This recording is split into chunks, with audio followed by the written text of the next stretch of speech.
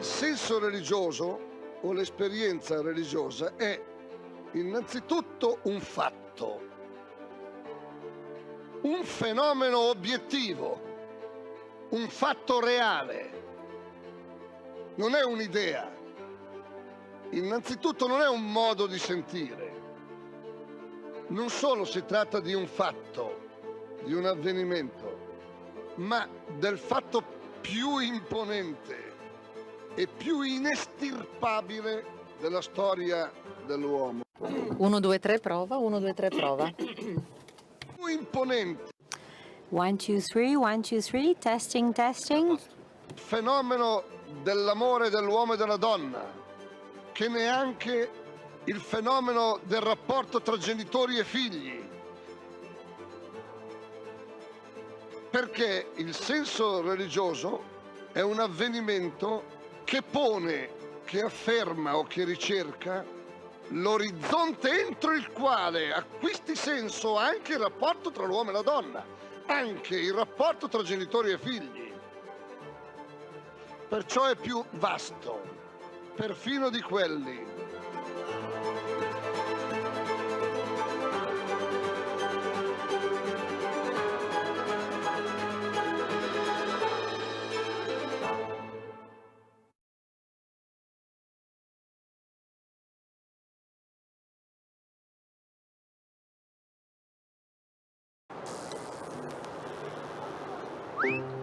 Quello che ti serve quando ti serve. Come il piano Easy Smart a canone zero, anziché a 3,90 € al mese. Easy Bank, semplicemente banca.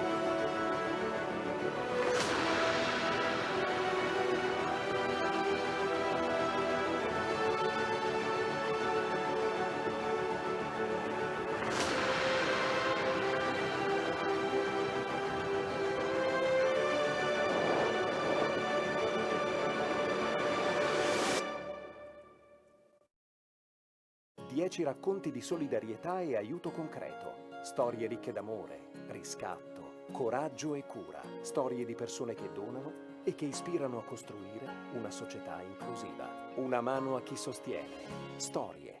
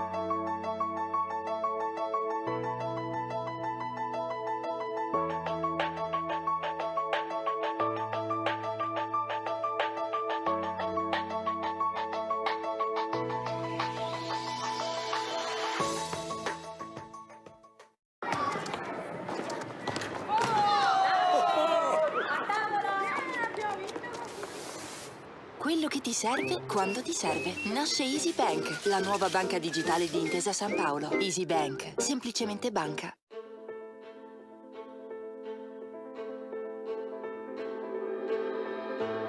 Il senso religioso o l'esperienza religiosa è innanzitutto un fatto, un fenomeno obiettivo, un fatto reale. Non è un'idea. Innanzitutto non è un modo di sentire. Non solo si tratta di un fatto, di un avvenimento, ma del fatto più imponente e più inestirpabile della storia dell'uomo. Più imponente, più vasto, che neanche il fenomeno dell'amore dell'uomo e della donna, che neanche il fenomeno del rapporto tra genitori e figli. Perché il senso religioso è un avvenimento che pone, che afferma o che ricerca l'orizzonte entro il quale acquisti senso anche il rapporto tra l'uomo e la donna, anche il rapporto tra genitori e figli. Perciò è più vasto, perfino di quelli.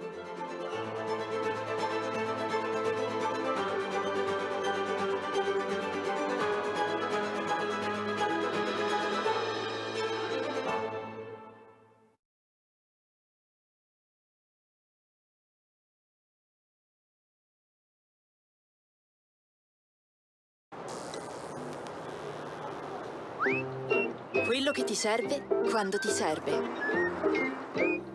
Come il piano Easy Smart a canone zero, anziché a 3,90 € al mese. Easy Bank, semplicemente banca.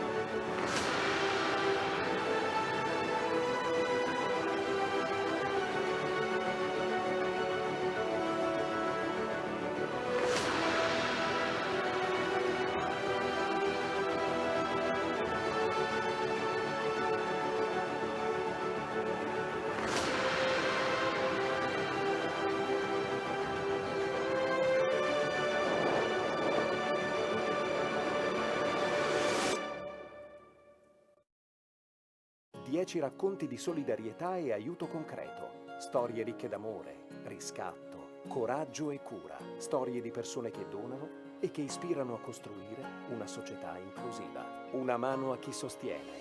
Storie.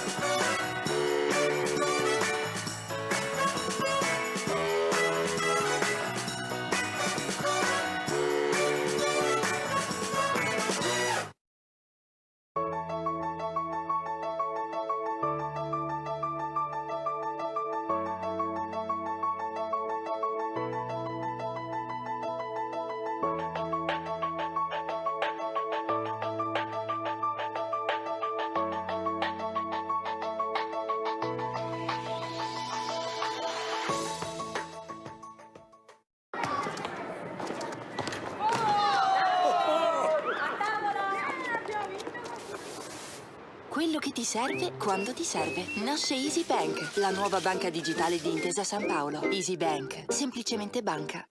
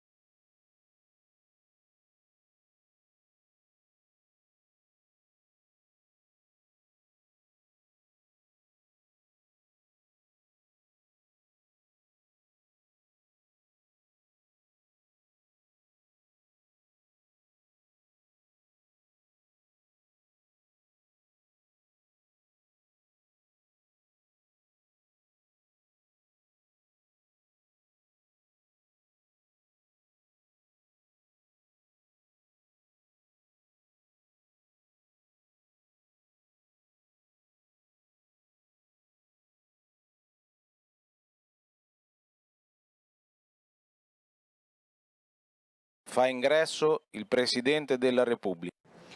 The President of the Italian Republic is entering the room.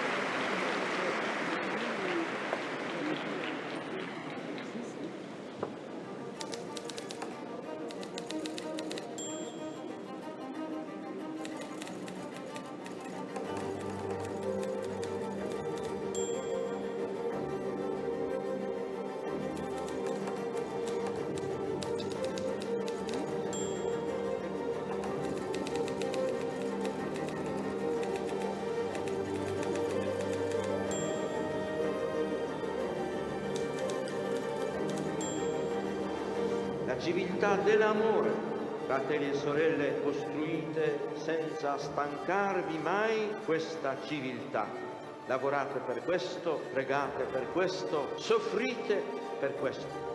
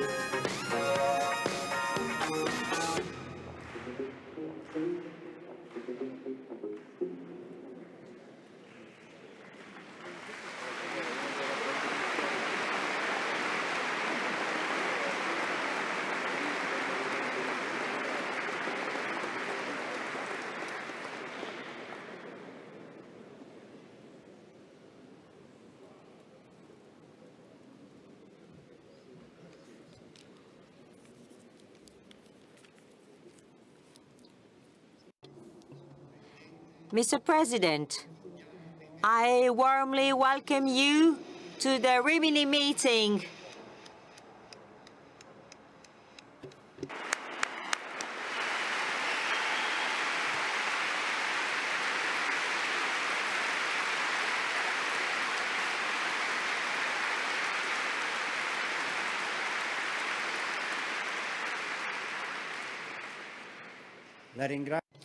I thank you on behalf of all the friends of the meeting for being here.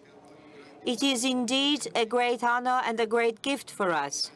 Thank you also for having been always close to us over these years with your ever-encouraging messages.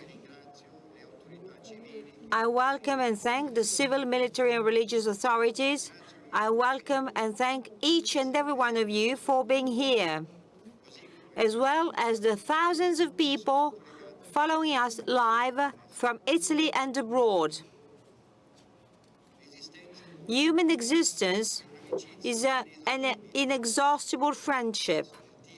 This is the title of this meeting edition that called us to rediscover the origin of friendship, its value for the personal, social and cultural life, for the economy and for politics.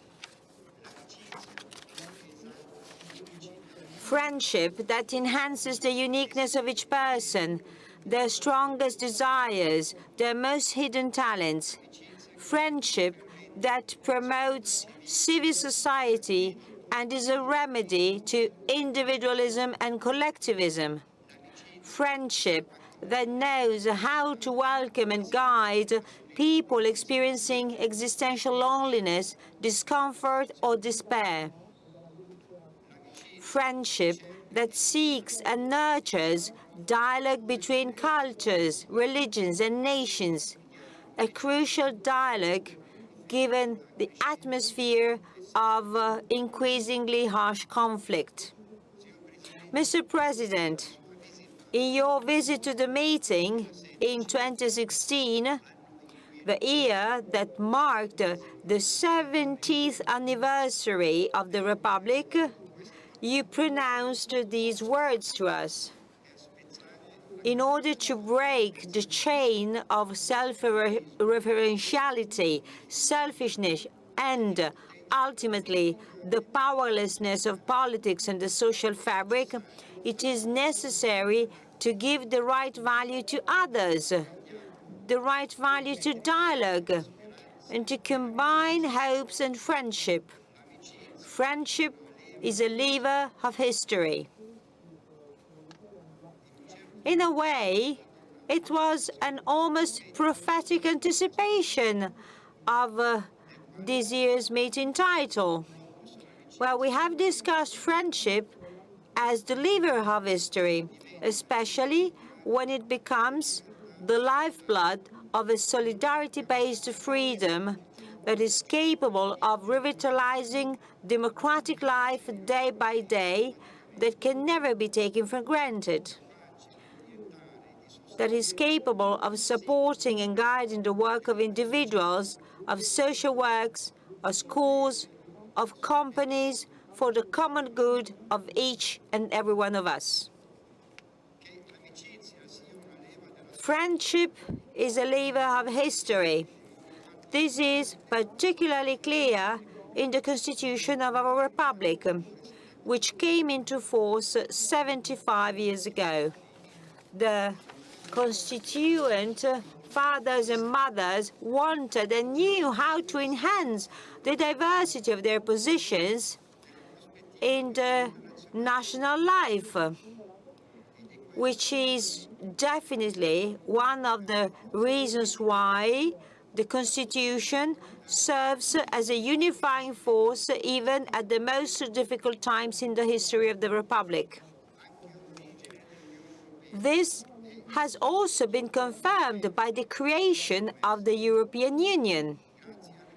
Thanks to the friendship between the founding fathers, it was possible to create, after two horrible and devastating wars, a unity that endures to this day and that enables individual nations to achieve prosperity that would otherwise be unthinkable, and to face geopolitical storms to which they alone would perish.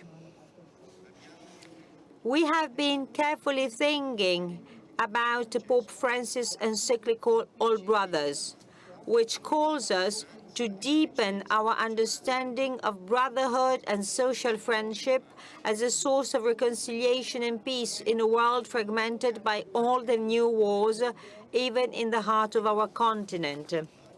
As a matter of fact, every authentic friendship at any level, be it personal, social, or political, is in some way a prophecy for peace, because it shows that it is possible to live and work together, considering differences and diversities not as an obstacle, but as an opportunity for mutual enrichment.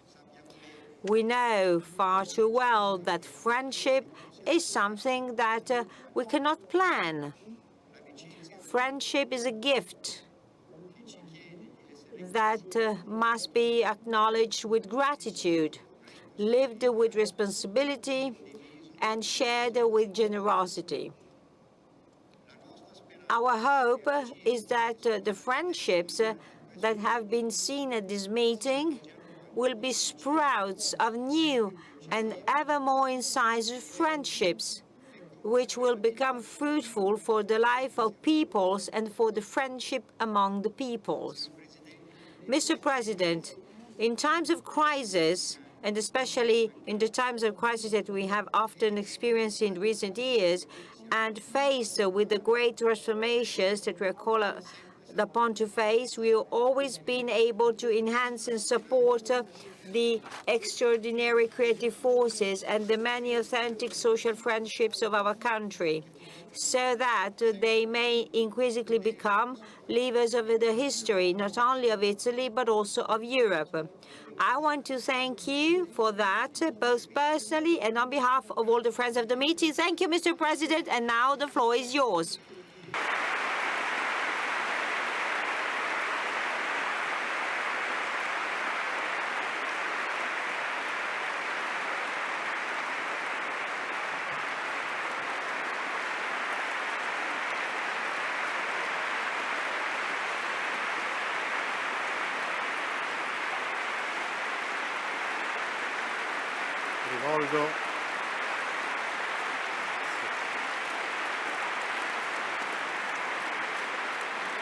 Rivolgo un saluto. My warm greetings to you all, to all who are here today, and I thank President Scholz for his remarks and for giving me a word of welcome.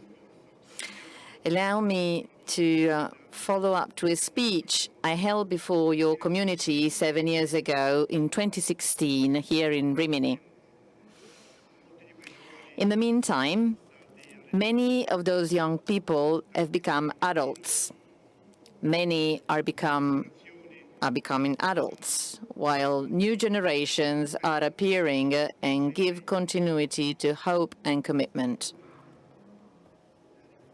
It was then, as you recall, the President Scholz, the 70th anniversary of the Republic. And it is quite significant that this new direct dialogue takes place on the occasion of the 75th anniversary of our Constitution. The brave title of that meeting was "You Are a Good for Me," underlining the value of the encounter.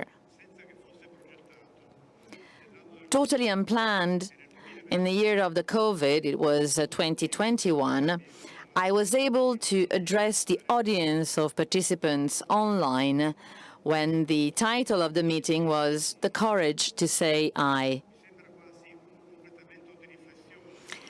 This year, I am here completing that speech and focusing on friendship, which is a peculiarity of human existence. I would like to thank the organizers of the meeting for this opportunity, and I want to extend warm greetings and best wishes to the young people who have participated in this week's sessions and will go back home from Rimini with more knowledge and greater motivation. Greetings and best wishes to the volunteers whose service and passion made such a rich program of events possible. A program that has given significant contribution to contemporary thinking. Now, let's ask ourselves a few questions. What is human society based on? What is reality based on, where each of us is embedded? The reality that over the centuries turned into a political society, establishing today's rules and institutions. Is it maybe based on conflict, or just the pursuit of being able to access to essential and consumer goods?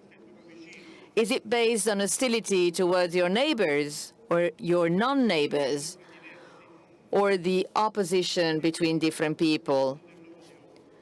Or is coexistence between people even based on the feeling of hatred? Should we answer positively to even one of these questions, the fate of humanity would mostly likely be doomed. It would have been doomed long ago.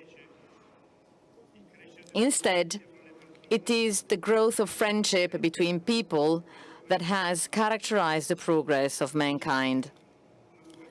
Friendship as an irrepressible vocation of man. There is something we need to think of. Every time mankind has been facing the abyss, as in the 2 world wars of the 20th century, it has found within itself the moral resources to restart, to build a different world in which conflict could give way to encounter, to imagine and plan the future together. This prospect founded in the decade that began in the mid-1920s, last century, precisely because of a lack of feelings of solidarity and closeness among peoples. But this prospect was successful in the 1940s and 1950s for the international community, with the establishment of the United Nations and the beginning of the European integration. The same spirit inspired our Constituent Assembly, where different opinions met in a spirit of sharing to affirm the values of people's dignity and equality, peace and freedom. This is how our Constitution was born, with friendship seen as an asset to use to overcome together barriers and obstacles, to express our humanity. to overcome, to expel hatred as the measure of human relations. That hatred that human civilization asks us to defeat in relations between people, severely sanctioning their behavior, thus creating the basis for the rules of our coexistence. Plautus homo homini lupus and Thomas Hobbes' alleged the state of nature have always been obstacles to solving the problems of mankind.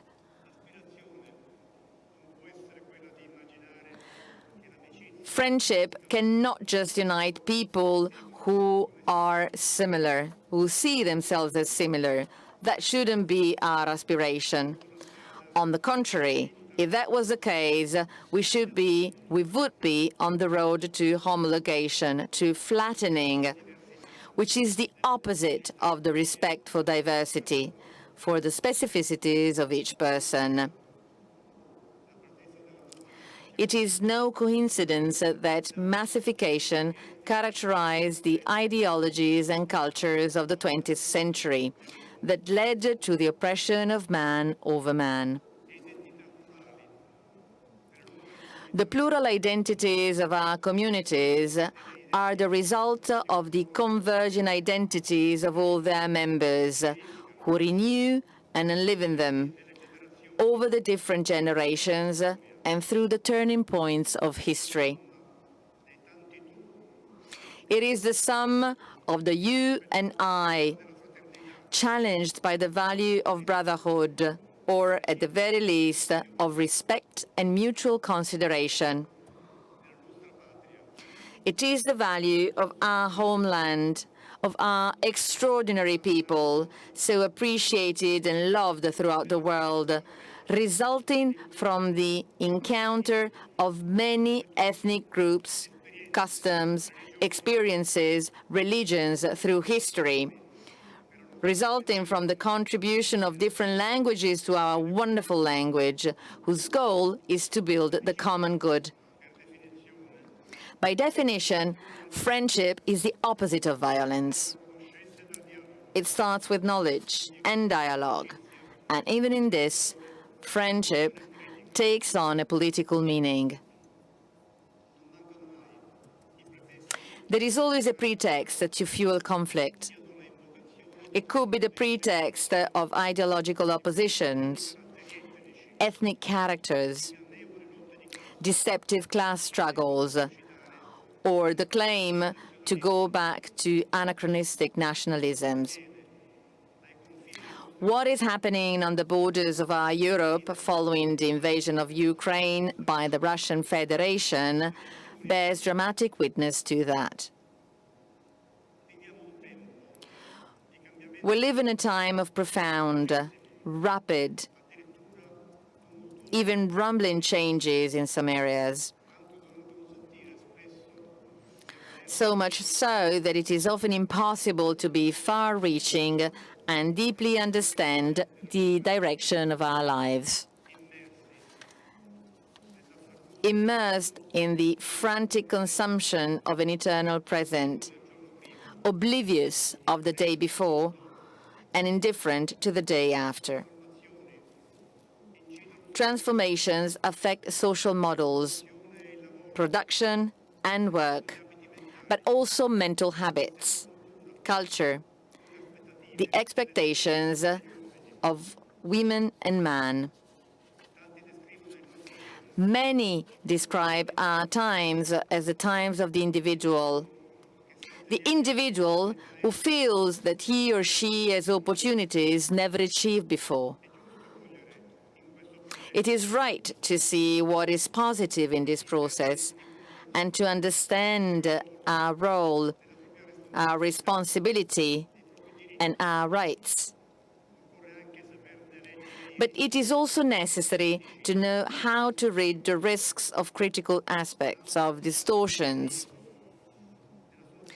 The self-assertion of the ego playing a central role, but actually acting in loneliness, has no meaning at all. The concept of the individual would risk becoming separated from that of the person. Self-affirmation, one of the driving forces of community life, is actually valid if it is embedded in the community in which we were born or we have chosen to live in, and if it contributes to its growth. I would now like to draw your attention to an evocative theme, which, in my opinion, is in line with the reflection on the relationship between friendship and institutions. In the public debate, the right to happiness, listed as to be pursued along with the right to life and liberty, is often mentioned in the United States Declaration of Independence of the 4th of July, 1776. It is interesting to see the influence of the thinking of cultural representatives of our country on that text. In comparing Benjamin Franklin and the Neapolitan philosopher Gaetano Filangieri, it was in fact Filangieri's teaching that suggested replacing the expression right to property with the expression happiness. There is no equivalent definition in the text of our constitutional charter. Yet, there is little doubt that the articles of the Constitution outline a series of rights and ask the Republic for a series of positive actions to achieve conditions that make existence gratifying, albeit without the claim that happiness is a permanent condition, almost as if life, with its happenings, does not introduce different moments. It is sufficient to refer to Article 2 of the Charter, which provides that the Republic must recognize and guarantee the inalienable rights of man, both as an individual and in the social entities in which personality is developed. And it must require the fulfillment of the mandatory duties of solidarity. Article 3 asks the Republic to remove the obstacles hindering the full development of the human person, after stating that all citizens have equal social dignity and are equal before the law. In other words, this is the community dimension. It is the community dimension, it is the social relations that determine the exercise of rights. Our institutions are based on social harmony, on the pursuit, through cohesion, hence solidarity, of feelings of respect and cooperation. Friendship fuels these relationships, making them a prerequisite for happiness. It is human feelings and behavior that enhance community life. Prosperity, permitted by peace, which until yesterday Europe was able to enjoy, is the result of this vision. It is discord that puts it at risk. It is a universal theme. 10 years ago, the United Nations defined the 20th of March as the International Day of Happiness, inviting all member states, the organizations of the United Nations system, other international regional bodies, as well as civil society, including NGOs and individuals, to celebrate this anniversary in an appropriate manner, including through educational activities to raise public awareness. On that occasion, Secretary General of that time, Ban Ki-moon, reiterated, happiness is about helping the others. When, by our actions, we contribute to the common good, we enrich ourselves. It is solidarity, he said, that promotes happiness. Friendship, as it is evident, is not an intimist matter. It arises first and foremost from recognizing the others in their diversity as equal to ourselves. This is, once again, why the feeling and sentiment of friendship goes beyond the quality, often attributed to it, of mere therapy against loneliness, of a sweetener of existence, and reconfirms its value as a social and political choice on which, in the dimension of common belonging to the one human family, recalled here a few days ago by Cardinal Zuppi, and in the dimension of encounter to base society, the relationship with other peoples. 80 years have passed since the Camaldoli Conference in July 1943, in which a group of Catholic intellectuals tried to outline the characteristics and principles of a new democratic order. The fascist dictatorship was coming to an end, but it would still cause to Italy and Europe mourning, devastation, cruelty, and suffering. In Camaldoli, they tried, in the most dramatic climate, to design a democracy, a pluralist order, founded on the inviolable primacy of the person and on the pre-existence of communities with respect to the state, because the common good is the responsibility of all. As I said earlier, in Italy, we are lucky because we have a constitution oriented towards the respect for the dignity of each person, towards the possibilities of personal fulfillment, and therefore towards the pursuit of the happiness of each person in full respect of the common good. We find awareness of this in the first words of the so-called Code of Camaldoli. Man is, by his nature, a sociable being. That is, there exists among men a natural solidarity, brotherhood, and complementarity, whereby the needs of individuals can only be fully satisfied in society. It is the person-community binomial that underpins an order that must not be intrusive but aimed at enhancing plurality and freedom. Pope Francis, in his encyclical Brothers' Hall, spoke of social friendship as the horizon of a new, more intense dialogue between generations, between popular and academic culture, between art, technology, and economics.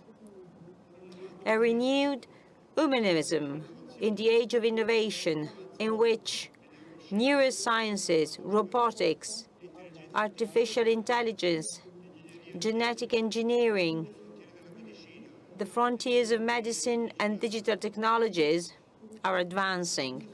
Social friendship is a dimension that binds the community together in facing the challenges of history. Fostering the social dimension of friendship is a commitment to which all public institutions are called, but with them also social and economic forces, civil energies. Now, we're faced with another great and serious evidence which entails responsibility: the environment, which we have damaged and depleted. The appeals of the UN, through the alarming words of its Secretary General, cannot be ignored. Right here in Romagna, we have experienced dramatically what lies behind them. The flood has left deep wounds. The citizens of Romagna and their mayors must not be left alone. The restoration of communities, and with them of all their activities, is a priority, not only for those who live here, but for the whole of Italy.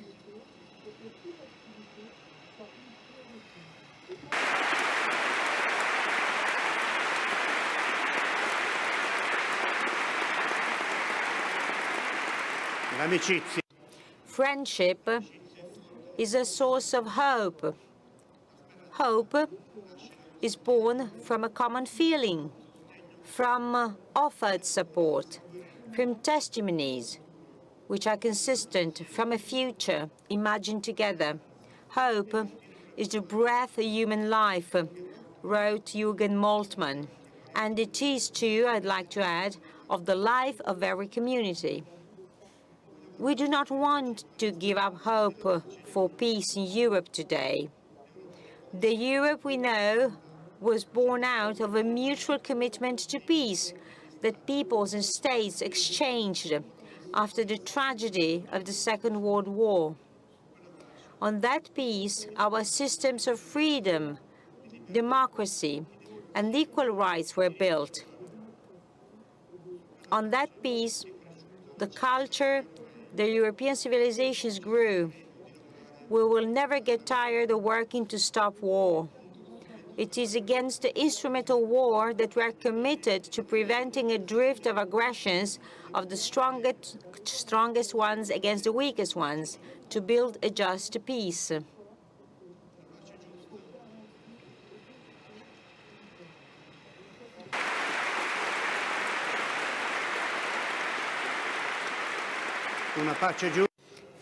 A just peace cannot forget the drama of refugees. Migratory phenomena must be tackled for what they are, global movements which are not cancelled out by walls or barriers. In the study of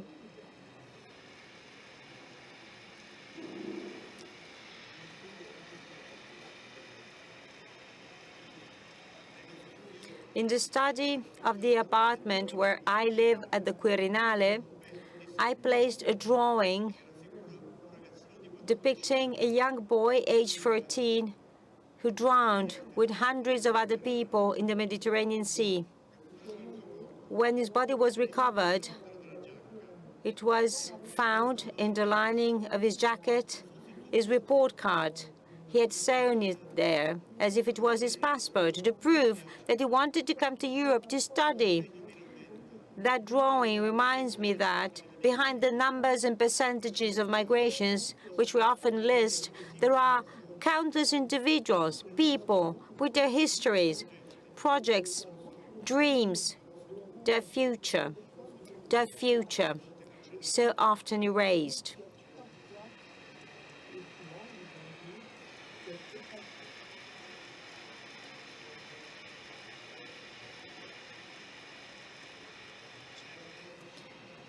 Of course, we need a commitment, finally concrete and steady, from the European Union. Support is needed for the countries of origin of migratory flows. It is necessary to realize that only regular, sustainable arrivals in suitably large numbers are the means to stop the cruel trafficking of human beings. The prospect and the hope of coming without costs and inhuman suffering would induce them to wait for their legal authorization shifts. In addition to that, so an orderly employment integration will be ensured, removing the hidden uncontrollable presence of those who wander homeless, jobless, and hopeless, or those who live crammed into arrival centers, often poorly tolerated by local communities.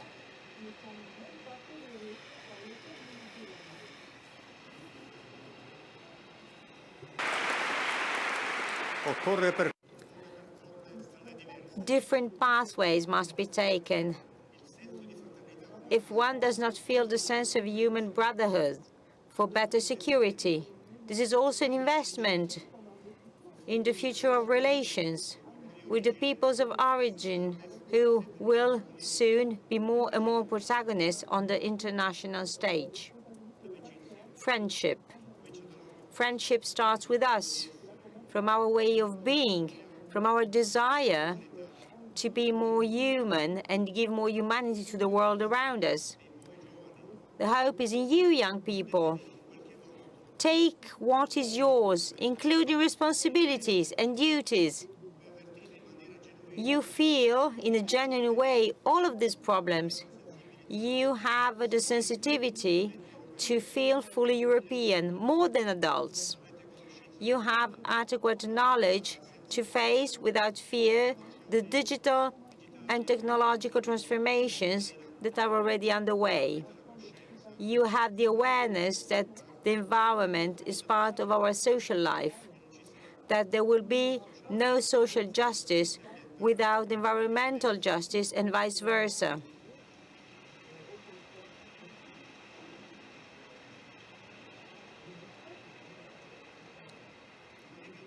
Please do not close yourselves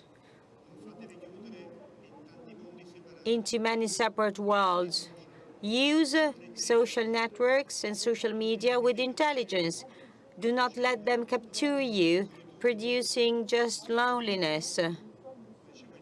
As my bishop said many years ago, never give up personal relationships, personal encounters, the affection of a friend, love, the gratuitousness of commitment.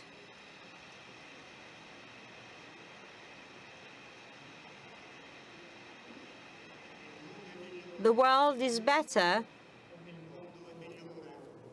if we look at it with the right eyes. Here again, our Constitution helps us. In a speech delivered at the University of Parma in 1995, Giuseppe Dossetti, who had been a member of the Constituent Assembly, made an appeal to young people. Do not have prejudgments against the Constitution of 1948 just because it was the work of a generation that is now past, he said. The American Constitution has been in force for 200 years, and in these 2 centuries, no generation has rejected it or proposed to rewrite it in its entirety. It has only made single punctual amendments to the original text of the Philadelphia Fathers, in spite of the fact that, in the meantime, American society has gone from a state of pioneers to a state today that is the leader of the world. And he added, it is precisely in times of confusion or in distinct transition that constitutions fulfill their truest function, that of being for everybody a point of reference and clarification. So try to get to know it. Try to get to understand it in depth, to understand its founding principles, and therefore to make it your friend and companion on the road. It will be a sure safeguard in your future against all deception and against all enslavement, for whatever path you wish to take and for whatever goal you set for yourself. Let us make these words our own. This year, the meeting reaffirms its founding reason. The meeting for friendship among the peoples, as its name sounds in full. It is needed. Let hope and friendship run also on your legs and spread through your voices.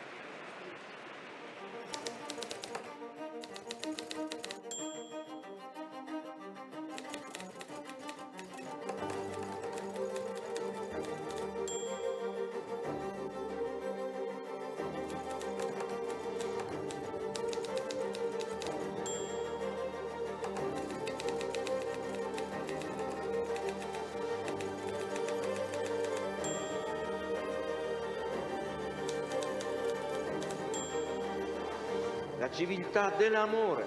Fratelli e sorelle, costruite senza stancarvi mai questa civiltà. Lavorate per questo, pregate per questo, soffrite per questo.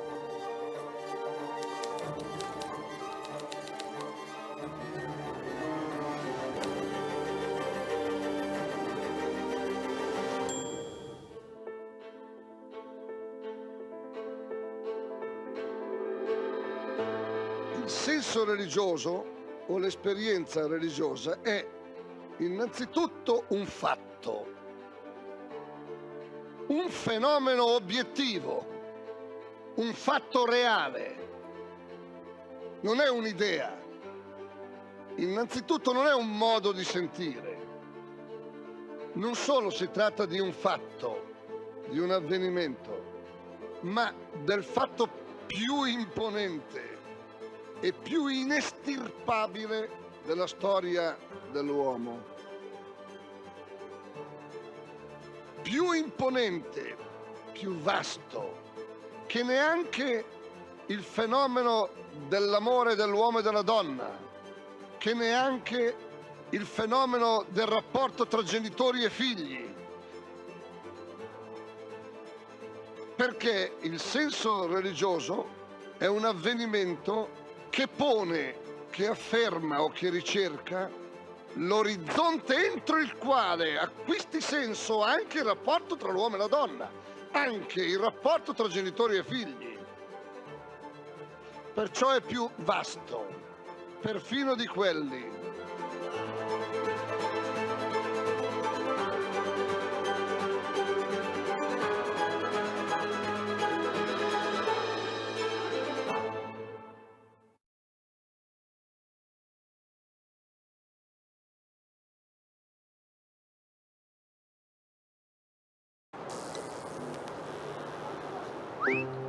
Quello che ti serve quando ti serve. Come il piano Easy Smart a canone zero, anziché a 3,90 € al mese. Easy Bank, semplicemente banca.